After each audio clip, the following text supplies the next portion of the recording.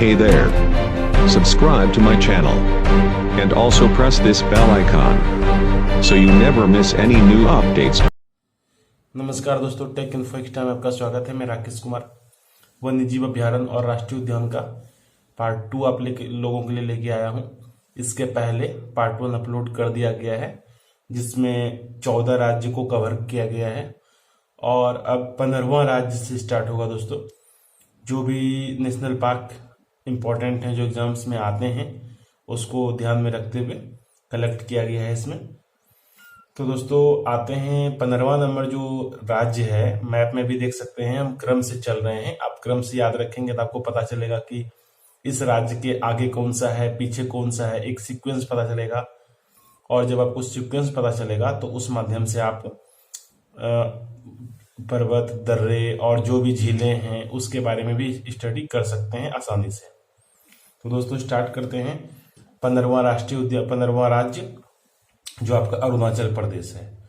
अरुणाचल प्रदेश के अंदर जो भी राष्ट्रीय पार्क इंपॉर्टेंट है जो पूछे जाते हैं वो है नामदफा राष्ट्रीय उद्यान। ये नामदफा राष्ट्रीय उद्यान जो है दोस्तों, ये कई बार पूछा हुआ है। तो इसमें एक बात और याद रखना है कि इसकी जलवायु उष्णकटिबंधीय से उपोष्ण, शीतोष्ण और आर्कटिक तक परिवर्तित होता है। ठीक है, जो इसकी जलवायु परिवर्तित होती है वो उपोष्ण, शीतोष्ण और आर्कटिक तक परिवर्तित होता है। उपोष्ण आप समझ ही रहे हैं, गर्मी, और शीतोष्ण मतलब शीत और गर्मी दोनों, मतलब गर्मी ठंडी दोनों, और आर्कटिक मतलब ठंडी। तो इस प्रकार से आपको ये लाइन भी याद रखने हैं।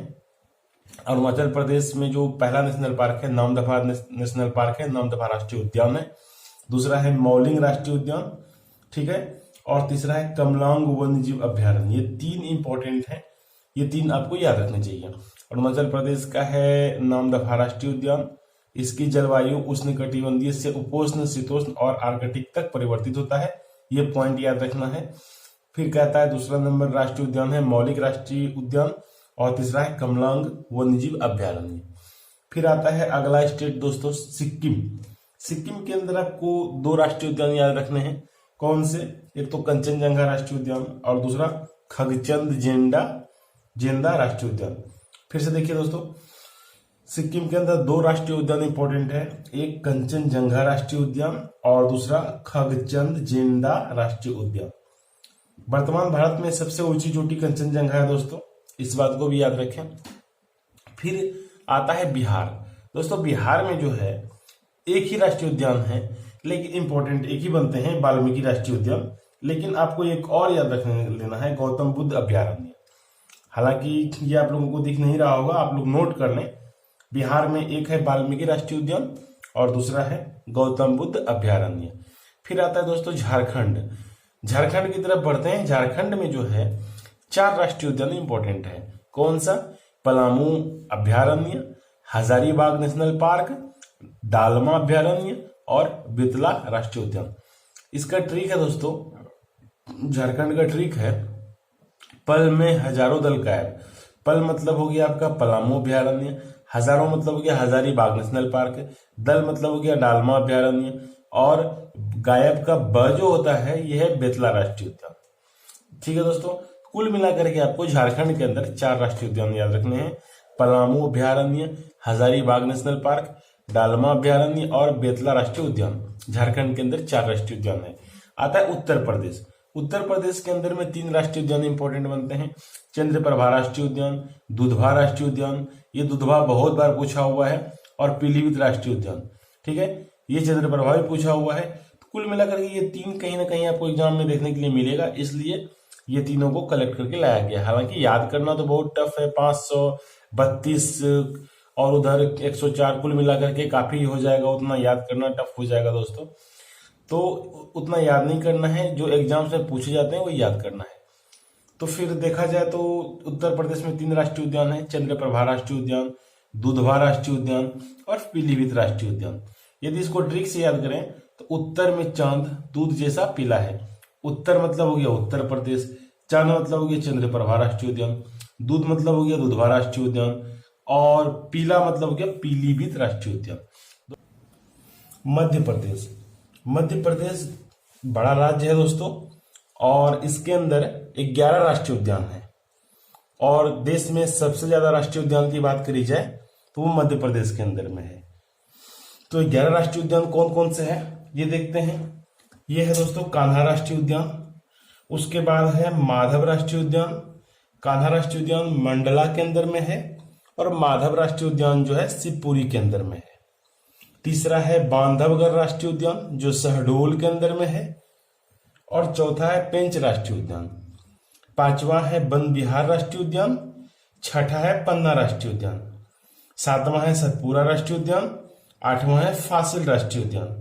नौवां है संजय राष्ट्रीय उद्यान और 10वां है ओंकारेश्वर राष्ट्रीय उद्यान।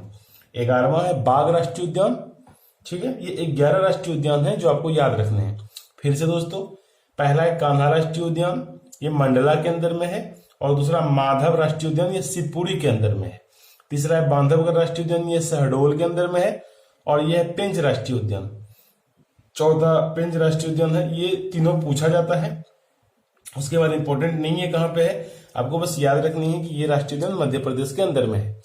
पेंच राष्ट्रीय उद्यान है, वन विहार राष्ट्रीय उद्यान है, पन्ना राष्ट्रीय उद्यान है, सतपुरा राष्ट्रीय उद्यान है, फासिल राष्ट्रीय उद्यान है, संजय राष्ट्रीय उद्यान है, ओंकारेश्वर राष्ट्रीय उद्यान है, बाघ राष्ट्रीय उद्यान है। भारत में सबसे ज्यादा राष्ट्रीय उद्यान मध्य प्रदेश में है, 11 राष्ट्रीय उद्यानों की संख्या है, ये आपको याद रखनी होगी। दोस्तों, अब 11 राष्ट्रीय उद्यान इतना याद करना थोड़ा कठिन लग रहा है, तो इसके लिए एक ट्रिक है, आप एक लाइन याद करके पूरे 11 को याद कर सकते हैं। कैसे? तो देखिए, कान्हा माधव बंधा है पेंच से, मतलब कान्हा जो है और माधव ये दोनों जो है पेंच से बंधा हुआ है, मतलब रस्सी से बंधा हुआ है, ऐसा समझिए। कान्हा माधव बंधा है पेंच से, वन में बंधा है। ठीक है, पन्ना साथ में फंसा है, पन्ना साथ में फंसा है। संजय अब क्या करे, ये ट्रिक है। फिर से देखिए, ट्रिक पे जोर दीजिए। कान्हा माधव बंधा है पेंच से वन में। ठीक है, कान्हा और माधव जो है वन में पेंच से बंध गया है, पन्ना भी साथ में फंसा है। संजय अब क्या करे? तो देखिए, कान्हा मतलब हो गया आपका कान्हा राष्ट्रीय उद्यान। ठीक है, माधव मतलब हो गया माधव राष्ट्रीय उद्यान, बंधा मतलब हो गया बांधवगढ़ राष्ट्रीय उद्यान, पेंच मतलब हो गया पेंच राष्ट्रीय उद्यान, वन मतलब हो गया वन विहार राष्ट्रीय उद्यान, पन्ना मतलब हो गया पन्ना राष्ट्रीय उद्यान, साथ मतलब हो गया सतपुरा राष्ट्रीय उद्यान, फंसा मतलब हो गया फासिल राष्ट्रीय उद्यान। ठीक है, संजय मतलब हो गया संजय राष्ट्रीय उद्यान, अ मतलब हो गया ओंकारेश्वर राष्ट्रीय उद्यान, अब्बा मतलब हो गया बाघ राष्ट्रीय उद्यान। कुल मिलाकर के 11 राष्ट्रीय उद्यान आपको इस लाइन से याद हो जाएंगे। आते हैं दोस्तों अगले छत्तीसगढ़ पे।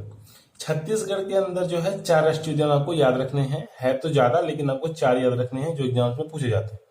एक इंद्रावती राष्ट्रीय उद्यान, इंद्रावती राष्ट्रीय उद्यान बीजापुर के अंदर में है। दूसरा है कांगेर घाटी राष्ट्रीय वन, तीसरी है गुरु घासी राम राष्ट्रीय उद्यान और चौथा है अचान कुमार राष्ट्रीय उद्यान। दोस्तों, छत्तीसगढ़ के अंदर 4 राष्ट्रीय उद्यान है जो इंपॉर्टेंट है। पहला है इंद्रावती राष्ट्रीय उद्यान, दूसरा है कांगेर घाटी राष्ट्रीय वन, तीसरा है गुरु घासीराम राष्ट्रीय उद्यान और चौथा है अचान कुमार राष्ट्रीय उद्यान। ये छत्तीसगढ़ के अंदर 4 राष्ट्रीय उद्यान है जो आपको याद रखने हैं। अगला आता है दोस्तों उत्तराखंड। उत्तराखंड में जो है राजाजी नेशनल पार्क है। ठीक है, उत्तराखंड में राजाजी नेशनल पार्क है। दोस्तों, ये राजाजी नेशनल पार्क के बारे में आपको हम बता दें कि ये राजगोपालाचारी के नाम पर इस नेशनल पार्क का नाम राजाजी नेशनल पार्क पड़ा था। ठीक है, इसीलिए इसका नाम राजाजी नेशनल पार्क पड़ा। राजाजी नेशनल पार्क जो है दोस्तों, यहाँ पर एशियाई हाथी का प्राकृतिक आवास है। आप लिख लीजिए, एशियाई हाथी का प्राकृतिक आवास है। दूसरा है जिम कॉर्बेट नेशनल पार्क, ये भी आई है, इतनी बार पूछा गया है, जितना कहिए उतना कम है।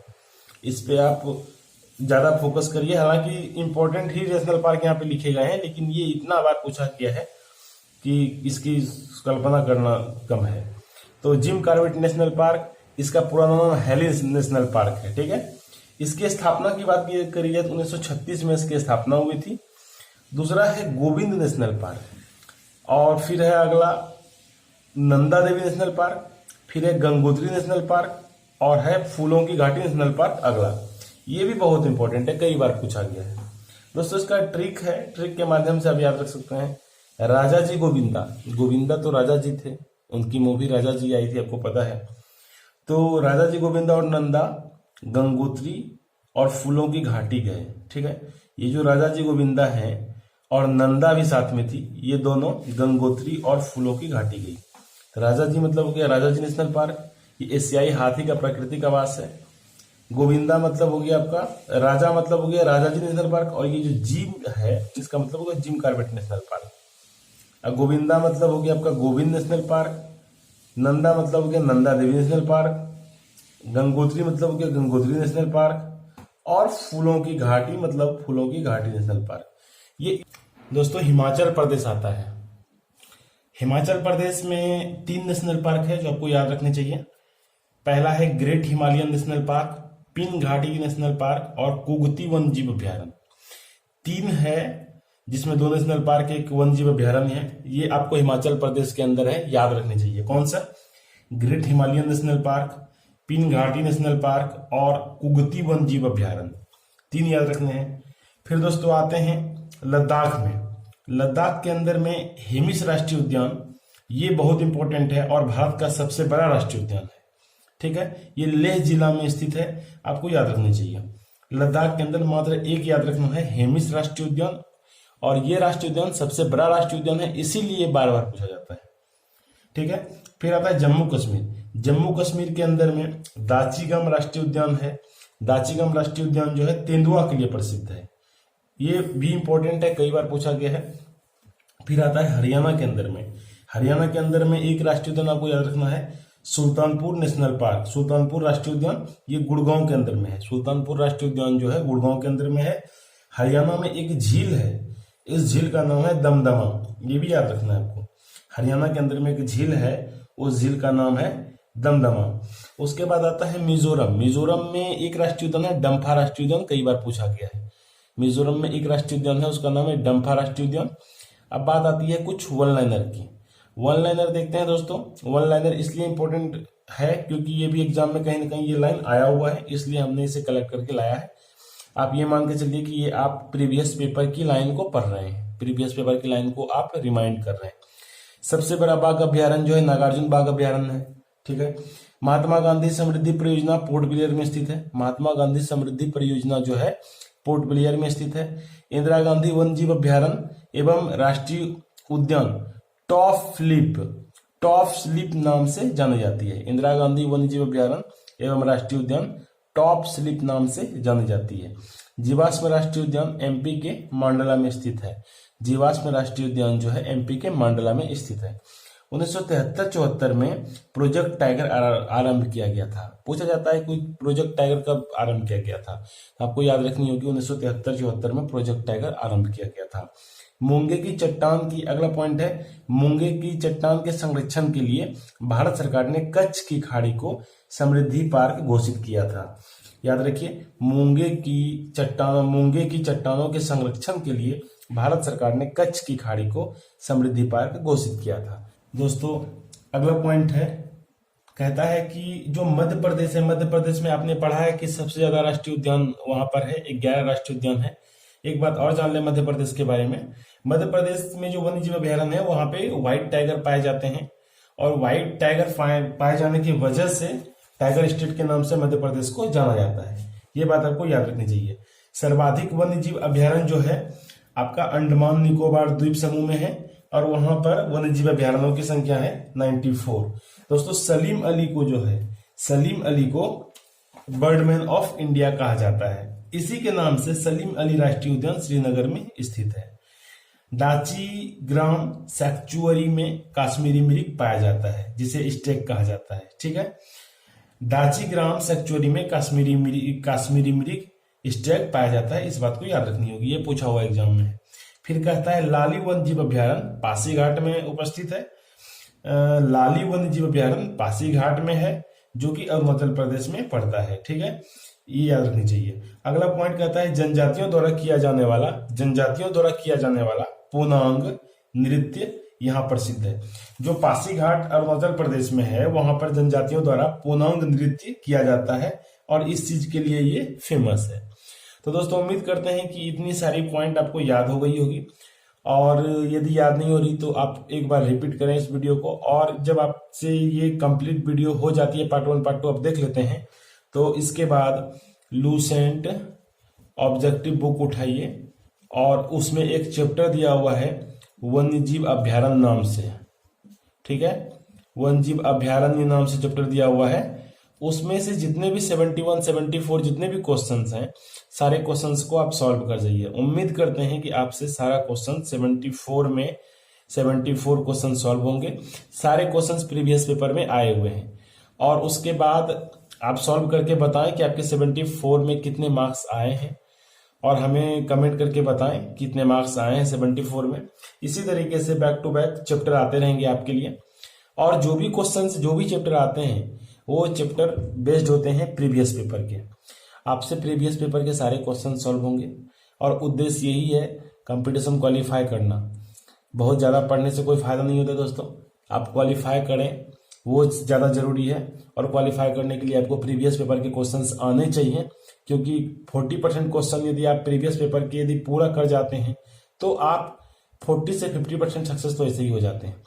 तो कुल मिलाकर के इसमें प्रीवियस पेपर के क्वेश्चन के साथ साथ एडिशनल पॉइंट्स भी ऐड किए गए हैं ताकि आपसे कोई भी तरह का क्वेश्चन छूटे ना।